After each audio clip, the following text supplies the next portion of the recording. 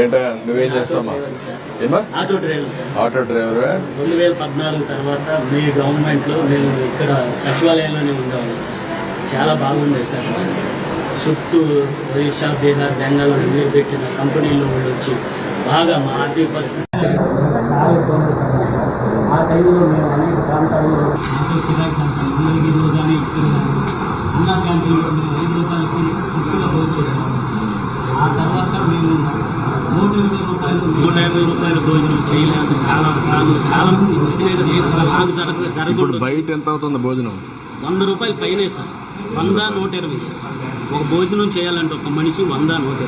ఇది 5 రూపాయలతో చాలా మంది మాలాంటి డ్రైవర్లు, చాలా మంది పేదోళ్ళు, చాలా మంది తృప్తిగా తింటున్నారు సార్. ఈ 5 సంవత్సరాల్లో ఈ ఫుడ్ లేదు సార్. ఇక్కడ నేను సచివాలయం దగ్గర, ఈ బస్ స్టాండ్ దగ్గర ఆటో స్టాండ్ పెట్టుకొని ఉంటున్నాను. వచ్చిన వాళ్ళకి గత 5